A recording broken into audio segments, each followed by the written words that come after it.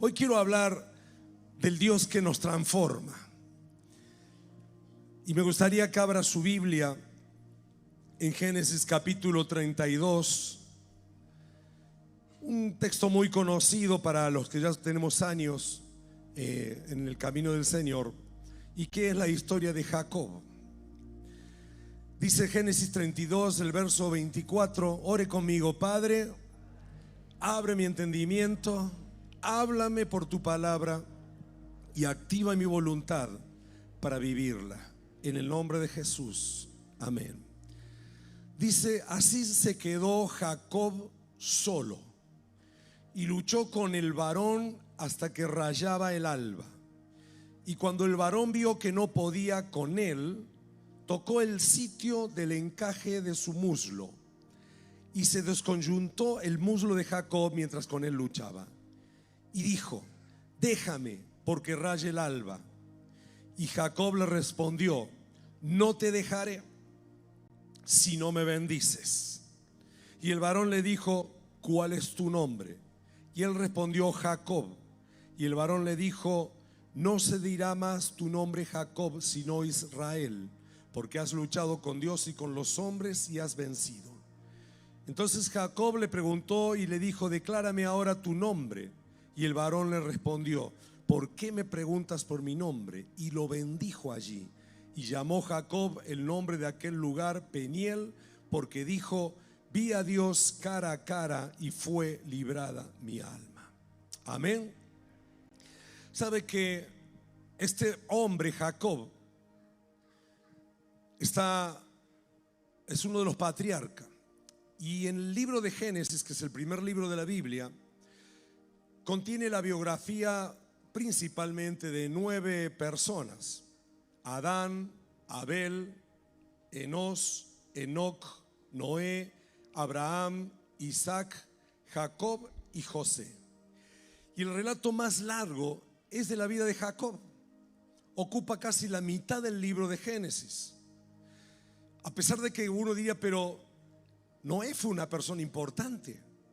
Si Noé no hubiese existido, pues la humanidad no existiría tampoco, porque él halló favor de Dios cuando todo el mundo estaba en corrupción, y Dios lo vio a Noé y halló gracia. Pero pocos capítulos tratan de él. Ni qué hablar de Abraham, y así te diría a un José. ¿Por qué tanto tiempo le dedica la Biblia a Jacob? Bueno, yo pienso que todo en la Biblia tiene un porqué, y aún las cosas que parecen insignificantes tienen mucha significado. Es porque Jacob es un prototipo y nos habla de la transformación que todo ser humano necesita pasar. El nombre de Jacob es engañador, eso significa suplantador, engañador. Y él hacía honor a su nombre porque era bien hábil. Si usted hacía un negocio con él, seguramente se quedaba seco. No era un hombre honesto, era un tránfuga. También se puede traducir tránfuga. ¿Y por qué la Biblia presta tanta atención a un hombre así? Es más, de pronto vemos que Dios dice: a Jacob amó y a Esaú aborreció. Y si uno mira, Esaú era más íntegro que Jacob. Esaú era el hermano gemelo, primogénito, con todos los derechos. Sin embargo, este le sacó todas esas cosas. Es que Jacob es una representación del ser humano caído, en derrota. Un hombre, podríamos decir, sin valores, sin principios. No era bueno. Engañó a su propio padre, lo estafó a su padre, se disfrazó, le mintió. Un atorrante, parecido a usted y a mí. Tal vez usted diga: yo no engañé a nadie, yo no hice nada. Pero bueno, la Biblia dice que el viejo hombre está viciado en nosotros. Pero este hombre, que tanto anhelo tuvo por las cosas de Dios, porque aunque era un tránfuga, lo bueno que tenía es que él quería las cosas de Dios. Tal vez sea por interés. Como uno por allí me dice: che, qué lindo curro esto de ser pastor, me dice. Él lo ve así, como un curro. Y no entiende nada porque tiene una mente apuntando solamente a lo de este mundo. Tal vez ese era el pensamiento de Jacob. Yo quiero la primogenitura, quiero la bendición de mi padre porque sé que las naciones serán de él. Tal vez ese era el interés, no un interés genuino por Dios. Pero tanto tiempo que le dedica, porque la transformación de un ser humano es un proceso. Escuche, no es algo que se da en un solo día. Aunque en un día nosotros somos salvos, aunque un acto de fe nuestro nos salva, nos cambia la naturaleza. Y esto es lo que ocurrió en Peniel. En este relato que hemos vivido, esto representa ese cambio que toda persona debería tener para entrar al reino de Dios, que es un cambio de naturaleza. Dice que Dios le cambia el nombre, le saca el nombre Jacob, engañador, y le pone nombre Israel, que significa príncipe de Dios o príncipe con Dios. Y yo creo que eso es lo que Dios anhela hacer de cada uno de nosotros. Porque a mí la Biblia me enseña de que Dios busca un legado, una familia, y nos llama linaje escogido, real sacerdocio, gente de sangre azul, ¿sí? de nobleza en Dios. Y si nosotros nos miramos a nosotros mismos, decimos: bueno, yo no soy así, yo nací en un lugar, tuve tal pasado. Pero es que Jacob es justamente, y este hecho de Peniel es justamente lo central de todo cristiano, que es nacer de nuevo. Escuche, nacer de nuevo no toma mucho tiempo. Si usted cree en Jesucristo, le abre el corazón, el Espíritu de Dios viene y nos da una nueva naturaleza. Pero allí comienza todo el proceso de transformación. Cuando usted se entregó a Cristo, algo ocurrió dentro suyo, en el espíritu. Pero usted siguió siendo en su mente el mismo. Entró un pecador, salió un santo, pero su mente todavía sentía el impacto interior de la presencia de la palabra y del espíritu. Pero no entendíamos demasiado. Por eso es que se requiere, y la Biblia nos dice, un proceso de transformación, de renovación. Amén. Entonces, yo quiero tomar este ejemplo de Jacob para decirte que con Dios es posible, pero se necesita ese deseo de encontrarse con Dios. Yo recuerdo, antes de convertirnos con mi esposa, algo había dentro nuestro que era un deseo de conocer algo, la verdad, algo más trascendente. Teníamos una empresa, nos iba bien, no teníamos una necesidad económica, éramos jóvenes, teníamos hijo, teníamos vivienda, podíamos tener un vehículo, no teníamos necesidad por la cual uno decir me aferro a Dios, pero teníamos sed de Dios. Y cuando veía que me invitaban a la iglesia católica, yo fui un día, me acuerdo, íbamos a una misa cortita porque nos gustaba cómo cantaban. Pero luego yo fui y hablé con el sacerdote y le dije: no voy a venir más porque yo entiendo todo lo que usted habla, pero me parece que soy bien hipócrita porque no quiero cambiar. Entiendo lo que dice, pero yo no quiero cambiar, yo estoy bien así. Entonces él me dice: oh hijo, me gustaría charlar con vos más privadamente, creo que Dios te está llamando. Yo no pisé más la iglesia porque no quería ser hipócrita. Luego me invitaban a un lugar, a otro. Nos invitaron vi un cartel que decía: venga, conozca a Cristo. Y cuando veo esa iglesia evangélica, no, yo no quiero nada de religión, yo quiero a Dios. Y empezamos nosotros como en una sed interior de buscar a Dios. Bueno, yo creo que Dios tuvo misericordia, y lo primero que necesitamos es tener eso. Yo quiero conocer a Dios, ya sea por necesidad, que yo no la tenía, pero tenía una necesidad interior. Las crisis son buenas, querido hermano. Fue una crisis lo que lo llevó a Jacob a clamarle a Dios y decirle: no te dejo hasta que no me bendigas. Las crisis no son tan malas como pensamos. Las crisis pueden convertir nuestra alma. Puede ser el inicio de un gran proceso poderoso de transformación. En el mundo usted escucha que hay gente que ha quebrado muchas veces hasta que tocó fondo, y ahí es como que rebotó y luego tuvo éxito. Yo lo he visto en algunas personas en lo natural, hablando de la economía. Yo conocí un compañero, una compañera que su padre había quebrado, no tenía nada, los perseguía la justicia, le embargaron la casa, el auto, la heladera, todo, lo dejaron en la calle. Mi tío le pasó exactamente lo mismo. Él tenía muchas propiedades y de pronto lo estafaron y quedó en la calle, una crisis matrimonial, anímica, de la enfermedad, todo.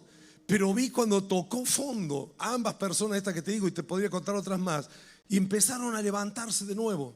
La crisis fue algo que los motivó a buscar de Dios y los motivó a creer que sí se puede salir adelante. Entonces, si usted está en crisis, está en un buen momento para producir cambios en su vida. Está en un buen momento para ser transformados a la imagen que Dios quiere que seamos transformados. No son tan malas las crisis como pensamos si uno le da la mano. Así nos dice la Biblia en Santiago, que demos la mano a los tiempos de prueba, porque ellos nos van a hacer a nosotros conocer mucho mejor el poder y la gracia de Dios. Amén. Así que Jacob experimentó un cambio de naturaleza. Es lo mismo que nos pasa a nosotros cuando nacemos de nuevo. Somos gente vendida al pecado, pero al recibir a Cristo se nos da una naturaleza santa y ahora comienza un proceso. Ya tengo la materia prima, ahora tengo que trabajar con esa materia prima. Ya Dios nos imparte su espíritu, nos da la palabra, nos da el deseo de congregarnos. Pues ahora necesitamos seguir perseverando como lo hizo Jacob. Lo bueno de Jacob fue que aunque le tocaron, aunque lo dañaron en el físico, él no se rindió. Él dijo: no te voy a dejar hasta que no me bendigas, porque yo sé que lo único que me puede sacar de esta situación que él estaba viviendo era la bendición de Dios. ¿Y cuál era la situación que estaba viviendo? Su hermano venía a matarlo a él, a toda su familia, y todo lo que él había tenido iba a perecer. Y él se aferró a Dios y le dijo: el único que me puede salvar sos vos, yo necesito tu bendición. No sé si escuchó esa canción, Jacob luchó con un ángel por una bendición. La bendición era que su hermano, que venía enfurecido, de pronto Dios lo tocó y lo cambió. Lo que no se puede hacer humanamente ni con engaño, sí lo puede hacer Dios. Así que lo que te quiero hoy impartir y decir es que si estás en crisis, aprovechala bien, porque al fin y al cabo la vas a pasar lo mismo. Jacob ya estaba listo, jugado por jugado. Dijo: bueno, jugado por jugado, lo único que me queda es Dios. Y se aferró a Dios y Dios le cambió su naturaleza, lo hizo un príncipe de Dios. De ahí en más él nunca más fue el mismo, y ahí Dios lo llama Israel. Y hasta el día de hoy, cuando uno nombra Israel, está haciendo mención a ese hombre que en un momento de gran crisis pudo ser transformado, como lo puede ser usted y yo. Quiero ahora tomar otro ejemplo de transformación, que es Moisés. Y Éxodo 34, en el verso 1, no sé si está siguiéndome ahí no tengo, voy a poner un espejito retrovisor aquí así. Éxodo 34:1 dice, 34:1: y Jehová dijo a Moisés: alízate 2 tablas de piedra como las primeras, y escribiré sobre esas tablas las palabras que estaban en las tablas primeras que quebraste. Verso 2: prepárate pues para mañana, y sube de mañana al monte de Sinaí, y preséntate ante mí sobre la cumbre del monte. En el verso 27: y Jehová dijo a Moisés: escribe tú estas palabras, porque conforme a estas palabras he hecho pacto contigo y con Israel. Y él estuvo allí con Jehová 40 días y 40 noches, no comió pan ni bebió agua, y escribió en tablas las palabras del pacto, los 10 mandamientos. Y aconteció que descendiendo Moisés del Sinaí con las 2 tablas del testimonio en su mano, al descender del monte, no sabía Moisés que la piel de su rostro resplandecía, después que hubo hablado con Dios. Y Aarón y todos los hijos de Israel miraron a Moisés, y aquí la piel de su rostro era resplandeciente, y tuvieron miedo de acercarse a él. ¿Cómo habrá sido la transformación que tuvo Moisés? Que hasta su apariencia física fue cambiada. Moisés estaba en esta tarea de liberar al pueblo, y Dios lo llama al monte para darle las tablas de la ley, los 10 mandamientos. Dios escribe con su propia mano las 10 tablas. Cuando Moisés baja del monte, ve que el pueblo estaba en cualquiera, habían hecho ídolos, se habían desenfrenado, era un desastre todo, y él se enoja de tal manera y tira las piedras y las rompe. Se enojó el hombre más manso de la tierra. Y Dios le dice, bueno, luego que pasa todo, hay toda una historia, lo llama de nuevo, le dice, Moisés, vení. Y lo sube al monte para cambiarlo a él, y también para que cambiara todo el pueblo que estaba con él. Dios dice, yo te voy a hacer, Moisés, un agente de cambio a vos. Y lo somete, le da 10 mandamientos. ¿Quién sabe los 10 mandamientos? No se los voy a tomar, pero levanten la mano. ¿Cuánto puede uno demorar en decir los 10 mandamientos? ¿1 minuto? ¿2 minutos? ¿3 minutos? Póngale 5 minutos. Póngale que usted tenga que escribir los 10 mandamientos. ¿En cuánto puede escribir los 10 mandamientos? ¿1 hora le alcanzará? Imagínense que una prueba del IET dice, bueno, escriba los 10 mandamientos, cópielos de aquí. En 1 hora vengo, y si no está hecho, póngale que le dé 2 horas. Yo creo que en un día lo puede escribir, ¿sí o no? ¿Por qué lo tuvo 40 días para decir los 10 mandamientos? Bueno, yo en primer lugar creo que lo tuvo esos días para que él se rinda, para que él se someta a Dios, para que él entregue de corazón, para impartirle a él los 10 mandamientos. Yo no sé si usted notó, pero dice que Dios le dijo, alisate tablas porque yo voy a escribir. Pero después en el verso 20 y pico dice, escribe vos.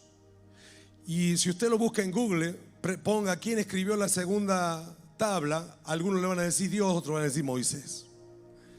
Y hay un lío, hay una contradicción de la Biblia, que cómo puede ser. La escribió Dios, pero la escribió por un hombre transformado, por medio de Moisés. ¿Quién abrió el mar rojo? ¿Moisés o Dios? Pero lo usó Moisés. Necesitaba un proceso de transformación Moisés, de realmente rendirse. Querido hermano, si nosotros vamos a transformar nuestra vida, un avivamiento lo que tiene es el potencial de transformar nuestras vidas para la gloria de Dios.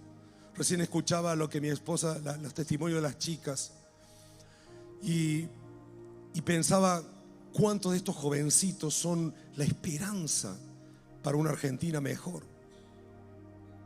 Que hoy a lo mejor usted dice, uy, este adolescente que el jueves estuvimos con un grupo de pastores, y uno de ellos tiene hoy 60 años, creo. Y él contó que a los 12 años dio su primer mensaje. El pastor le dijo que predique. ¿Por qué? Y porque no había otro. Estaba el pastor y él nomás. Pero a los 12 años predicó. No sé si era tan así, pero era un chico tan consagrado que Dios le dijo, che, compartite un mensaje. Y a los 12 años dio su primer mensaje. Pero eso no es nada. A los 14 años el pastor lo envió a abrir una iglesia. Le dijo, primero entra a una casa, abrir una célula, cuando crezca. Y bueno, era un lugar retirado, era como decir Altagracia, por ejemplo, o no sé, Carlos Paz. Y allí formó la primera iglesia con 14 años. Y yo le pregunté, ¿y todavía? Sí, de esa iglesia han salido un montón de pastores y todavía está en pie la iglesia y está fuerte, y es una hermosa iglesia en un lugar, no me acuerdo, de Buenos Aires. 14 años. Pero es que Dios, el Espíritu Santo, no tiene edad.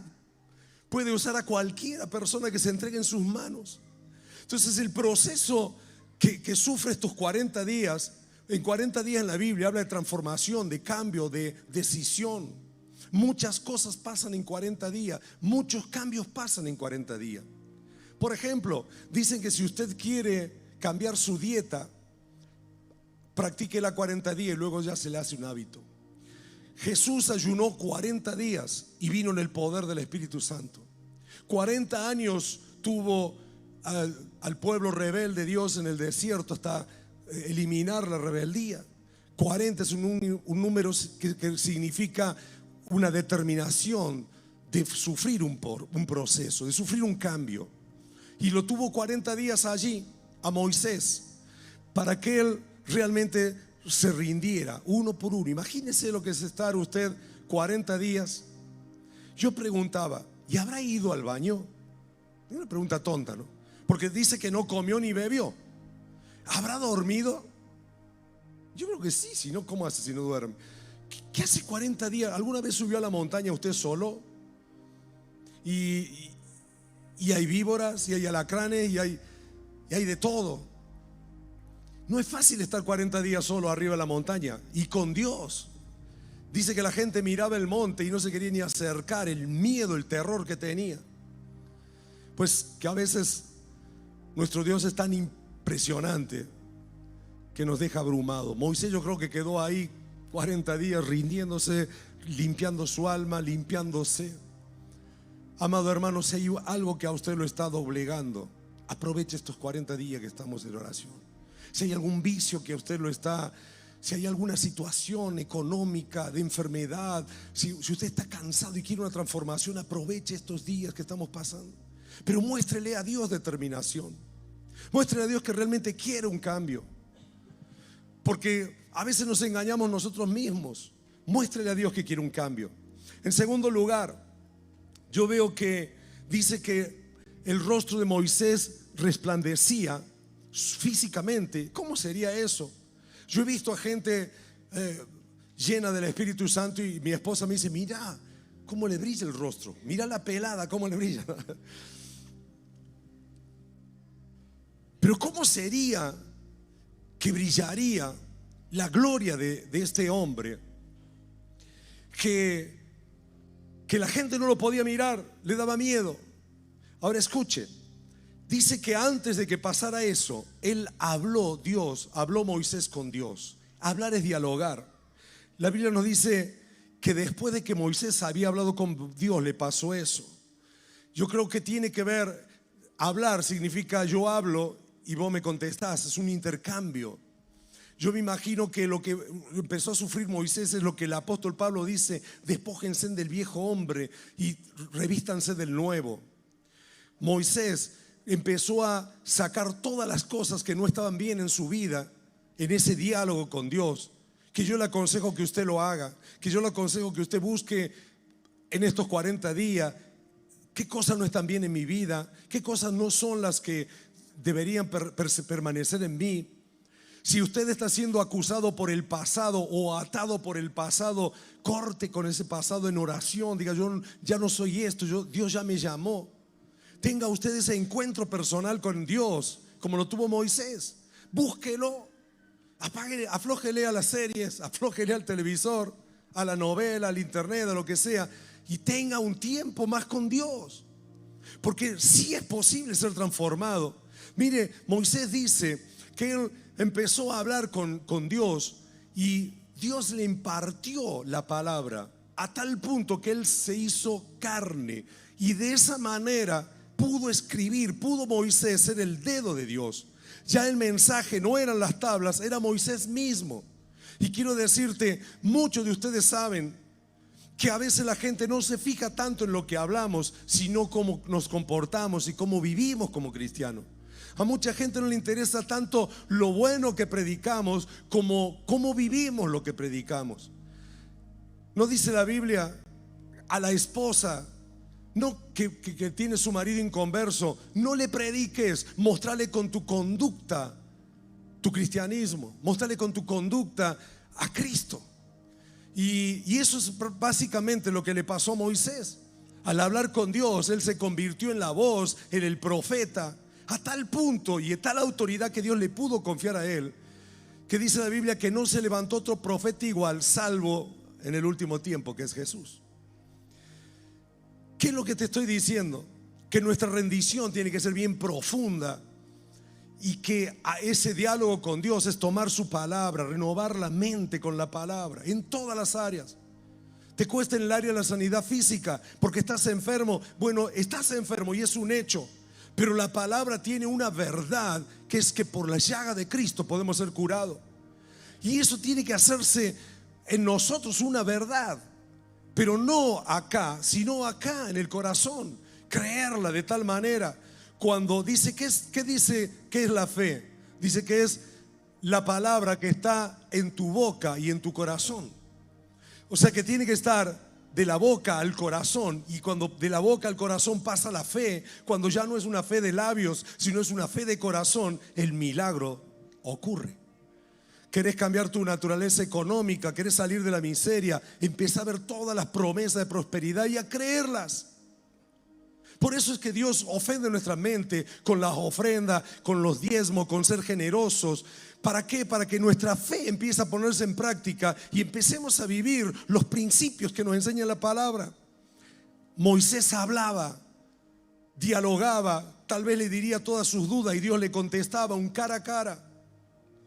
Ahora, ¿qué es impresionante? Porque en la medida que Moisés iba recibiendo la palabra de Dios, junto con la palabra iba recibiendo la gloria de Dios. La gloria. Que lo que la gente veía era la gloria que se le había pegado. No hay gente que brille, por más que se ponga lucecita, pero la gloria de Dios lo hacía brillar. Lo último que quiero decirte es que dice que Moisés no sabía que su rostro brillaba. Y eso me encanta. No tuvo que poner Moisés una propaganda. Hey, mire, acá estoy brillando. Por internet, mire qué tremenda la gloria que tengo. Él no lo sabía. No hace falta hacer publicidad. Cuando usted vive la gloria de Dios, la gente se da cuenta que usted ha estado con Dios por tu conducta, por cómo vos vivís, por cómo vos hablás, de la manera en que la palabra de Dios está trabajando en nosotros. La transformación no hace falta gritarla, no hace falta que vos digas, yo soy otra persona ahora. Puede ser que lo digas como testimonio, pero los que te conocen todos los días tienen que ver el brillo de la gloria de Dios. Amén. No dice, mire, 2 Corintios capítulo 4 verso 6 dice, porque Dios, que mandó que de las tinieblas resplandeciese la luz, es el que resplandeció nuestros corazones. Fíjese que dice nuestros corazones, en lo más íntimo de nuestro ser, una convicción pura, no solo en nuestros labios, sino en nuestros corazones, para la iluminación del conocimiento de la gloria de Dios en la faz de Jesucristo. A veces, hermanos, en los momentos difíciles podemos vernos tentados a desfallecer, a decir, a acusar a que Dios no está. Pero ¿qué tal si, como lo hizo Jacob, o como lo hizo Moisés, y como lo hizo un montón de gente? Yo puse estos dos ejemplos de transformación porque son bien gráficos, pero usted mismo tal vez tenga un proceso, está en proceso esa transformación. Yo estoy seguro que no es el mismo de antes, pero no se quede en la mitad de camino hasta que no salga campeón. Ya iba a hacer un chiste malo, no voy a hacer nada. Como conclusión, mi amado hermano, en estos 40 días hay de parte de Dios algo para transformar la nación. Pero que transforme la nación y no me transforme a mí, no sería buen negocio. ¿Qué pecados son los que tengo que dejar? ¿Qué actitudes son las que tengo que dejar? No nos justifiquemos, yo tengo un carácter así, bueno, cámbialo. No nos justifiquemos, bueno, yo tengo una familia, yo no tengo estudio. Hablaba con un pastor, tremendo hombre de Dios, y le digo, con una iglesia hermosa, pujante, y un hombre muy lúcido, muy sabio en la palabra, con consejos tremendos. Le digo, no me acuerdo cómo le pregunté, le digo, vos, ¿qué estudiaste? ¿En la facultad? ¿Estudiaste algo? No, dice, yo no terminé la primaria, me dice. ¿Y cómo no terminaste la primaria? Eso me quedé asombrado. Pero vos lees mucho la Biblia, me dice. Wow, es que Dios hace sabio a lo humilde. Dios hace sabio, es una persona muy sabia, sabia para todo, para negocios, para la iglesia, para la familia. Uno lo ve, wow, este es un hombre con una sabiduría. Y yo creo que eso es una gracia que Dios le ha dado, porque él decidió transformar su vida y no quedarse con excusas. Él dice: yo me crié en el campo allá en Santiago del Estero y no había quien me mandara al colegio. Así que las vacas y las cabras eran lo que le enseñaban a él. Y digo: ¿y nunca tuviste? No, la verdad es que Dios me ayudó a pensar que eso no era para mí un freno, porque yo me fijaba en un Dios grande y no en mis limitaciones. Así que quiero animarte que hagas eso, que en estos 40 días, si pudieras dejar las mentiras que estás creyendo y las excusas para no ser quien Dios quiere que seas, sería un tremendo golazo. Quiero que te pongas de pie. Yo quiero que declares conmigo: yo necesito seguir en la transformación. No te canses. Acuérdate lo que te dije al principio.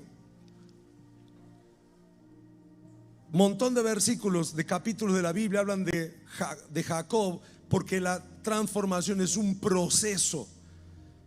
Así que si puede ayudarme conmigo, dígale a su vecino: todavía no soy producto terminado. Dios está trabajando. A la gente te juzga, te dice, pero estamos en proceso. Amén.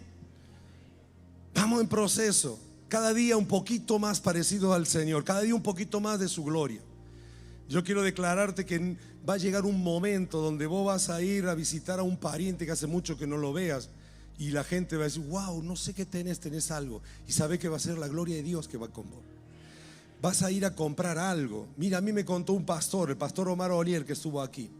Él dice que él conoció a un hombre en Corea, Seúl. Un hombre que va a la montaña y se encierra y busca de Dios y le clama a Dios. Dice que este hombre, Dios le dio tal sabiduría que es multimillonario, porque además de ser pastor de una pujante iglesia, tiene como 5 o 6 empresas, o es accionista de 5 o 6 empresas, que tiene mucho poder económico. Pero a él no le interesa eso. Él lo hace y ayuda a la gente, y todos los hermanos, todas las personas que trabajan en sus compañías saben que hay un Dios, y la mayoría se han convertido, y luego van a la iglesia. Pero dice que él entra, que él lo vio, dice que entraron juntos a un restaurante y la gente se paró y le empezó a aplaudir. Y este lo mira y dice: a veces pasa esto, dice que le dice. Pero ¿qué aquí es la gloria de Dios? O sea, tal vez serían los empleados, no sé. Pero a mí me sorprendió eso. Es decir, como que no pasaba desapercibido, pero no él. A mí también me contaron que había una señora que se llamaba Kathryn Kuhlman, que cuando ella llegaba a un hotel, la gloria de Dios caía y la gente empezaba a llorar por la presencia de Dios. No ponían los ojos en ella, sino que decían: ¿qué pasó que está aquí? Y alguien decía: es que vino Kathryn Kuhlman, y Dios vino con ella. Yo espero que Dios vaya con vos donde quiera que vayas, que suframos un proceso de transformación tan grande, porque no dice la Biblia que el mundo está esperando la manifestación de los hijos de Dios. ¿Y qué es sino que la gente ve el brillo de la gloria de Dios en nosotros? Pues la manera de hacerlo es en el monte, en la búsqueda personal de Dios, búsqueda personal. Los encuentros son gloriosos y lo necesitamos, pero que sea un impulso para que invirtamos tiempo en la presencia de Dios.